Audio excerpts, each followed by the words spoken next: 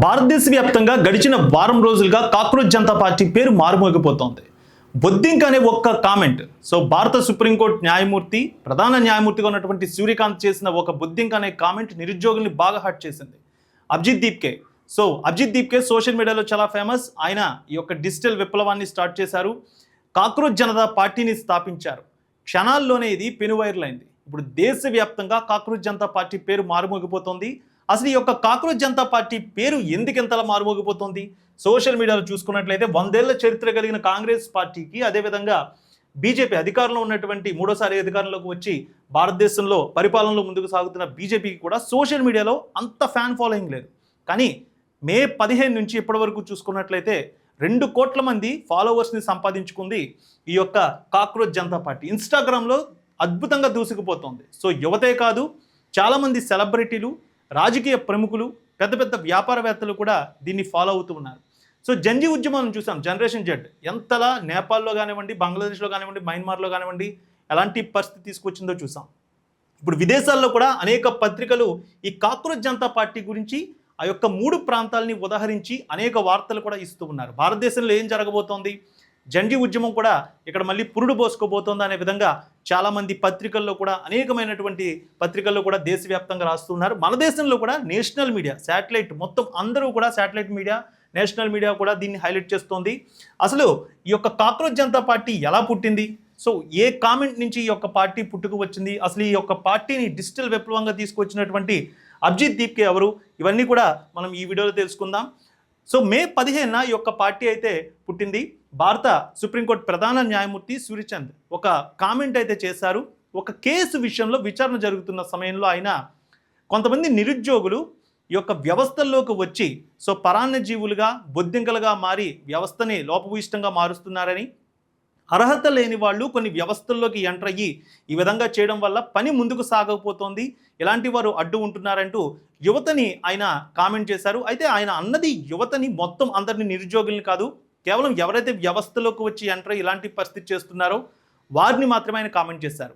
కానీ నిరుద్యోగులు దాన్ని చాలా సీరియస్గా తీసుకున్నారు. నిరుద్యోగులు మీకు బొద్దింకల్లా కనిపిస్తున్నారంటూ సోషల్ మీడియాలో గంటల వ్యవధిలోనే ట్వీట్స్, పోస్టులు వైరల్ అయ్యాయి. ఈ యొక్క పోస్టులు వైరల్ అయిన తర్వాత ఈ అభిజిత్ దీప్కే అమెరికాలో బోస్టన్ యూనివర్సిటీలో పబ్లిక్ రిలేషన్స్లో ఆయన చదువుతున్నారు. దానికి సంబంధించిన ఆయన యొక్క పోస్ట్ వైరల్ అయిన తర్వాత దీని మీద ఒక పోస్ట్ పెట్టారు. బొద్దింకలన్నీ కలిసి ఏకమైతే అధికారంలో ఉన్న వారికి ఎలాంటి పరిస్థితి ఉంటుందో చూపిస్తామంటూ ఒక పోస్ట్ని ఆయన పెట్టడం జరిగింది. క్షణాల్లోనే పోస్ట్ వైరల్ అయింది. లక్షలాది రీట్వీట్లు కూడా వైరల్ అయ్యాయి. సోషల్ మీడియాలో పెద్ద ఎత్తున అభిజిత్కి సంబంధించి సపోర్ట్ కూడా నిలిచారు. అభిజిత్ ఎలాంటి స్ట్రాటజీతో ఆయన ముందుకు వెళ్ళగలడు? సోషల్ మీడియాలో దాదాపు 4 సంవత్సరాల పాటు అతనికి అనుభవం ఉంది. ఎందుకంటే గతంలో ఢిల్లీలో ఆప్ ప్రభుత్వానికి, అదేవిధంగా ఆప్ అధికారంలో లేనప్పుడు, ఆప్ అధికారంలో ఉన్నప్పుడు కూడా సోషల్ మీడియా హ్యాండిల్స్ అన్నీ కూడా ఆయనే ముందుకు తీసుకువెళ్లారు. అదేవిధంగా అభిజిత్కి ఆప్లో ఉన్నటువంటి మంత్రులు కానివ్వండి, అక్కడ పనిచేసిన ఎమ్మెల్యేలు కానివ్వండి, అరవింద్ కేజ్రీవాల్తో కూడా, అందరితో, మనీష్ సిసోడియాతో కూడా, అందరితో కూడా మంచి స్నేహపూర్వక బంధాలు ఉన్నాయి. అధికారంలోకి వచ్చిన తర్వాత విద్యా వ్యవస్థలో కూడా ఆయన పబ్లిక్ రిలేషన్ ఆఫీసర్ దగ్గర కూడా వర్క్ చేయడం జరిగింది. అదేవిధంగా ఆ ప్రభుత్వంలో కొన్ని కీలకమైనటువంటి డిజిటల్ మాధ్యమాల ద్వారా వెళ్ళేటటువంటి అనేక వర్క్స్ని కూడా ఈ యొక్క అభిజిత్ చేసేవారు. మొత్తానికి ప్రభుత్వం, అధికారంలో ఉన్నటువంటి నాయకులు ఇలాంటి కామెంట్లు చేయడం, ప్రధాన న్యాయమూర్తి ఈ విధమైన కామెంట్ చేయడం అభిజిత్కి నచ్చలేదు. అదేవిధంగా అభిజిత్ దాని గురించి వెంటనే కాక్రోచ్ జనతా పార్టీ సంబంధించి ఒక వెబ్సైట్ని క్రియేట్ చేయడం జరిగింది. వెబ్సైట్ని క్రియేట్ చేసి 5 డిమాండ్లు కూడా పెట్టడం జరిగింది. ఇది ఒక రాజకీయ పార్టీగా కూడా అవతరిస్తుందా అనే విధంగా చాలామంది అనుమానించారు. కానీ ఇప్పటివరకు రిజిస్ట్రేషన్ అయితే దీనికి సంబంధించి రాజకీయ పార్టీగా చేయలేదు. కాక్రోచ్ జనతా పార్టీ పేరు మీద సోషల్ మీడియాలో, అంటే ట్విట్టర్లో కానివ్వండి, ఇన్స్టాగ్రామ్లో కానివ్వండి వెబ్సైట్ని క్రియేట్ చేశారు. రోజుల వ్యవధిలోనే తొలి రోజే సుమారు లక్షలాది మంది ఫాలోవర్స్ ఇన్స్టాగ్రామ్లో సాధించుకోవడం జరిగింది. ప్రస్తుతం ఇప్పుడు చూసుకున్నట్లయితే 2.2 మిలియన్, సుమారు 20 మిలియన్లు, అంటే 2 కోట్ల మందికి పైగానే ఇప్పుడు ఈ యొక్క కాక్రోచ్ జనతా పార్టీని సోషల్ మీడియాలో ఫాలో అవుతూ ఉన్నారు. చెప్పాలంటే కాంగ్రెస్ పార్టీకి, బీజేపీకి ఉన్నటువంటి ఫాలోవర్స్ సంఖ్య కంటే మించి ఇప్పుడు కాక్రోచ్ జనతా పార్టీ సంపాదించుకుందనే చెప్పాలి. కాక్రోచ్ జనతా పార్టీ రానున్న రోజుల్లో ఏదైనా రాజకీయ పార్టీగా అవతరిస్తుందా అనే విషయంలో కూడా చాలామంది చర్చించుకుంటున్నారంటే మనం అర్థం చేసుకోవచ్చు. జంజీ ఉద్యమానికి ఇదేమైనా నాంది పలుకుతుందా అంటూ కూడా చాలామంది మాట్లాడుకుంటున్నారు. అభిజిత్ సోషల్ మీడియా స్ట్రాటజిస్ట్ అనే చెప్పుకోవాలి. చాలా చోట్ల దాదాపు రాజకీయ పార్టీలు ఏదైతే ఉన్నాయో అవన్నీ కూడా అభిజిత్ గురించి ఇదే విషయాన్ని తెలియజేస్తున్నాయి. గతంలో డిజిటల్ మీడియాలో పనిచేసిన అనుభవం, సోషల్ మీడియా హ్యాండిల్స్ అతను మేనేజ్ చేశాడు, సోషల్ మీడియా హ్యాండిల్స్ని అతను మెయింటైన్ చేశాడు. ఆ అనుభవంతో దాదాపు 4-5 గంటల్లోనే వెబ్సైట్ని క్రియేట్ చేయడం జరిగింది, సోషల్ మీడియా హ్యాండిల్స్ని క్రియేట్ చేయడం జరిగింది. ఇప్పుడు 100 ఏళ్ల చరిత్ర కలిగిన పార్టీలు కూడా సాధించలేని సోషల్ మీడియా ఘనతని కేవలం వారం రోజుల్లోనే అభిజిత్ సాధించాడు. 2 కోట్ల మంది ఫాలోవర్స్ని ఈ యొక్క కాక్రోచ్ జనతా పార్టీ సంపాదించుకుంది. అయితే అతను పెడుతున్న డిమాండ్స్ కూడా హైలైట్గా ఉన్నాయి. ఎందుకంటే ఎవరైతే అధికారంలో ఉన్నారో వారు సపోజ్ ఎవరైనా ఎమ్మెల్యేగా ఎంపీగా గెలిస్తే వారు వెంటనే పార్టీలు మారిపోవడం అనేది మనం చూస్తూ ఉన్నాం. సో పార్టీలు మారుతున్నటువంటి నాయకులు ఖచ్చితంగా ఎవరైనా ఇలా పార్టీ మారితే అలాంటి వ్యక్తుల్ని 20 సంవత్సరాల పాటు రాజకీయాల్లో పోటీ చేయకుండా వాళ్ళని నిలువరించాలనే విధంగా ఒక డిమాండ్ అయితే హైలైట్ చేయడం జరిగింది కాక్రోచ్ జనతా పార్టీ. సో దీనికి సంబంధించిన వెబ్సైట్లో అన్ని విషయాలు కూడా కాక్రోచ్ జనతా పార్టీ వెబ్సైట్లో పూర్తిగా పొందుపరచడం జరిగింది. సో కాక్రోచ్ జనతా పార్టీకి సంబంధించి మనం చూసుకున్నట్లయితే ఈ 5 డిమాండ్లో హైలైట్ అయినటువంటి విషయం చూసుకున్నట్లయితే మనం చూడొచ్చు ఇక్కడ వెబ్సైట్లో పూర్తిగా దీనికి సంబంధించి వీళ్ళన్ని డీటెయిల్స్ ఇవ్వడం జరిగింది. సో ఇది వెబ్సైట్ ఒకసారి చూస్తే ఇంటర్ఫేస్ అంతా మనకు కనిపిస్తుంది. సో ఈ voice of the lazy and unemployed, so చూసుకోవచ్చు మొత్తం ఎంతమంది ఫాలో అవుతున్నారో. So 1 million members and counting అవుతోంది. సో పిటిషన్స్ ఎప్పటి వరకు అంటే ఇందులో ఒక షీట్ ఇవ్వడం జరిగింది. ఈ షీట్లో ఎంతమంది పిటిషన్స్ సైన్ చేశారనేది కూడా ఇచ్చారు. సో 5,67,000 మంది ఇప్పటివరకు దీంట్లో సైన్ చేయడం జరిగింది. సో వీళ్ళ విజన్ ఏంటి, వీళ్ళ మేనిఫెస్టో ఏంటి అనేది కూడా 5 అంశాలు ఇక్కడ ఇవ్వడం జరిగింది. సో ఇక్కడ 5 అంశాలు చూసుకున్నట్లయితే ఎవరైనా న్యాయమూర్తులుగా పనిచేసిన వాళ్ళు ఎవరైనా సరే రిటైర్ అయిన తర్వాత వారికి ప్రభుత్వాలు రాజ్యసభలో అవకాశం కల్పించకూడదు, వారిని ఎంపీలుగా పంపించకూడదనే విషయాన్ని కూడా వీరి యొక్క డిమాండ్ మేనిఫెస్టోలో తెలియజేశారు. అదేవిధంగా ఇటీవల మనం చూస్తూ ఉన్నాం చాలామందికి ఓటు హక్కు మిస్ అవుతుంది. కొన్ని రాష్ట్రాల ఎన్నికల సమయంలో చూసుకున్నట్లయితే వారికి ఓటు హక్కు అయితే మిస్ అవుతుంది. 5 ఏళ్ల పాటు ప్రభుత్వాన్ని 5 ఏళ్ల పాటు ప్రభుత్వం ఉండాలి, వారిని ఎన్నుకోవాలంటే ప్రతి ఒక్కరికి కూడా రాజ్యాంగం ఓటు హక్కు కల్పించింది. అయితే ఓటు హక్కు మిస్ అయితే ఖచ్చితంగా సిఈసి అంటే ఎన్నికలకు సంఘానికి సంబంధించిన కమిషనర్పై ఖచ్చితంగా ఉగ్రవాదులపై ఎలాంటి కేసులు పెడతారో ఆ కేసు పెట్టి వారిని అరెస్ట్ చేసి వారిపై చర్యలు తీసుకోవాలని.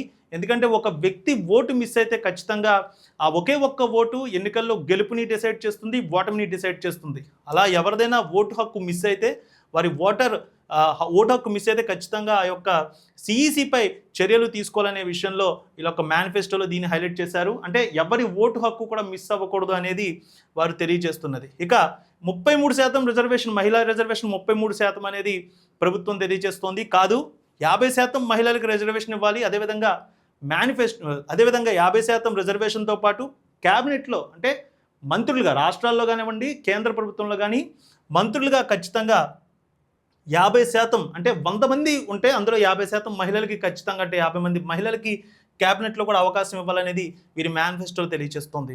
ఇక నేషనల్ మీడియాలు ఇప్పుడు కార్పొరేట్ చేతుల్లోకి వెళ్ళిపోయాయి. కార్పొరేట్ శక్తులే నేషనల్ మీడియాని లీడ్ చేస్తున్నటువంటి పరిస్థితి కనిపిస్తుంది. ప్రముఖ వెబ్సైట్లు కానీ శాటిలైట్ ఛానల్స్ కానీ ప్రముఖ యూట్యూబ్ ఛానల్స్ కానీ పెద్ద కార్పొరేట్ శక్తుల చేతుల్లో ఉన్నాయి. సో ఇక్కడ అదే విషయాన్ని హైలైట్ చేశారు. అంబానీ అదానీ చేస్తున్నటువంటి ఎవరైతే మీడియా వ్యాపార రంగంలో ఉన్నారో వాళ్ళ లైసెన్స్ని క్యాన్సిల్ చేయాలి. ట్రూలీ ఇండిపెండెంట్ అంటే స్వతంత్ర మీడియాకి ఖచ్చితంగా అవకాశం కల్పించాలనే విషయాన్ని తెలియజేశారు. అదేవిధంగా వీరు తెలియజేసిన దాంట్లో బ్యాంక్ అకౌంట్స్, గోధి మీడియా యాంకర్స్ అయితే ఎవరైతే ప్రభుత్వానికి సపోర్ట్గా ఉండి అనుకూలంగా వార్తలు ఇస్తూ అనుకూలమైనటువంటి వార్తలు తెలియజేస్తున్నారో ఆ యాంకర్స్కి ఖచ్చితంగా వాళ్ళ యొక్క బ్యాంకు ఖాతాల మీద ఇన్వెస్టిగేషన్ చేయాలంటే వాళ్ళు చేసినటువంటి లావాదేవీల గురించి ఇన్వెస్టిగేషన్ జరగాలనేది కూడా వీరి యొక్క మేనిఫెస్టోలో హైలైట్ జరిగింది. ఇక ఎవరైతే మనం ఇది చెప్పుకున్నాం ఎమ్మెల్యేలు ఎంపీలు పార్టీ మారడం అనేది ఇటీవల మనం చూస్తున్నాం. దాదాపు ఒక 15 సంవత్సరాలుగా 2 తెలుగు రాష్ట్రాల్లోనే కాదు మన దేశంలో కొన్ని రాష్ట్రాల్లో ఇలాంటి పరిస్థితి ఎక్కువ కనిపిస్తోంది. ఎవరైతే అధికారంలోకి వస్తున్నారో ఆ పార్టీలోకి పక్క పార్టీ నుంచి ఫిరాయింపులు అయితే జరుగుతున్నాయి. ఈ ఫిరాయింపులు నిరోధించాలంటూ కూడా పెద్ద ఎత్తున విమర్శలు ఆరోపణలు వస్తున్నాయి. ఒకసారి ఒక నాయకుడు చేస్తే మరోసారి మరో ముఖ్యమంత్రి ఇదే తతంగాన్ని చేస్తూ ఉన్నారు. సో ఖచ్చితంగా దీనిపై ఇప్పటి యువత చాలా సీరియస్ అవుతుంది. మా ఓటుకి విలువ ఎక్కడ ఉంది, మేము ఒక వ్యక్తికి ఓటు వేస్తే ఆ పార్టీని ఆ నాయకుడిని నమ్మనట్టే, కానీ ఆ వ్యక్తి గెలిచిన తర్వాత ఓటు వేసిన వాళ్ళు మర్చిపోయి పక్క పార్టీలోకి జంప్ అవ్వడం, ఫిరాయింపు చేయడం జరుగుతుంది. అలాంటివి జరగకూడదు. ఖచ్చితంగా ఎవరైనా ఒక వ్యక్తి ఒక పార్టీ తరపున గెలిస్తే ఆ వ్యక్తి ఖచ్చితంగా ఆ పార్టీకి నిబద్ధుడే ఉండాలి. 5 సంవత్సరాలు ఆ పార్టీలో ఎలాంటి పరిస్థితి ఉన్నా కొనసాగాలి. కానీ వేరే పార్టీలోకి మారిపోతున్నారు. అలాంటి నాయకుడు ఎవరైతే ఉన్నారంటే ఒక పార్టీలో గెలిచి మరో పార్టీలోకి జంప్ అయ్యే నాయకుల్ని ఖచ్చితంగా 20 సంవత్సరాల పాటు రాజకీయాలు నిషేధించాలి. అంటే స్థానిక సంస్థల ఎన్నికల నుంచి ఎంపీ వరకు ఎక్కడ కూడా అతను పోటీ చేయకుండా అతన్ని నివారించాలి. ఎన్నికల్లో మళ్ళీ అతను పోటీ చేయకుండా 20 సంవత్సరాల పాటు అతనికి రాజకీయ భవిష్యత్తు లేకుండా చేయాలి అనేది ఈ మేనిఫెస్టో హైలైట్ చేస్తుంది. సో యువత తలుచుకుంటే ఏదైనా చేయగలదు అనేది ఖచ్చితంగా కాక్రోచ్ జనతా పార్టీ తెలియజేస్తోంది. ఇది ఇప్పుడు రాజకీయ పార్టీగా లేదు, కేవలం వ్యంగ్యంగా ఒక డిజిటల్ ఉద్యమంగా మాత్రమే ఈ కాక్రోచ్ జనతా పార్టీ కనిపిస్తోంది. సో అభిజిత్ దీప్కే చాలా తెలివైన వ్యక్తి, క్షణాల్లోనే డిజిటల్ మీడియాలో ఇంత విప్లవాన్ని తీసుకువచ్చిన వ్యక్తి. సో మున్ముందు అతను ఏమైనా పార్టీని ముందుకు తీసుకువెళ్ళే అవకాశం ఉందనేది కూడా చాలామంది చర్చించుకుంటూ ఉన్నారు. అయితే దీని గురించి ప్రభుత్వం కూడా అలర్ట్ అవుతోంది. దీని గురించి ఇప్పటికే అధికారులు కూడా చర్చలు జరిపారు. సో ప్రస్తుతం అతను అమెరికాలో ఉన్నాడు, బోస్టన్ యూనివర్సిటీలో అతను చదువుకుంటూ ఉన్నాడు, భారతదేశంలో లేడు. అయితే దీనికి సంబంధించి ఇందులో are you eligible to join అనేది కూడా ఇచ్చారు. సో అన్ఎంప్లాయ్గా ఉండాలి, ఇందులో జాయిన్ అవ్వాలంటే మీరు బద్ధకస్తుడే ఉండాలి, అదేవిధంగా ఎక్కువసేపు ఆన్లైన్లో ఉండాలి అనేది కూడా హైలైట్ చేశారు. అంటే సోషల్ మీడియాలోనే మనం ఫైట్ చేయాలనే విధంగా ఈ యొక్క హైలైట్ అనేది చేయడం జరిగింది. మెంబర్షిప్ కావాలంటే అంటే ఇది రాజకీయ పార్టీగా ఇదేమీ ముందుకు సాగడం లేదు, కేవలం డిజిటల్ విప్లవంగానే ముందుకు సాగుతోంది. కానీ రానున్న రోజుల్లో ఏదైనా జరగవచ్చు. సో ప్రస్తుతం పునాదిగా ఉంది, తర్వాత ఏమవుతుంది అనేది మనం చెప్పలేం.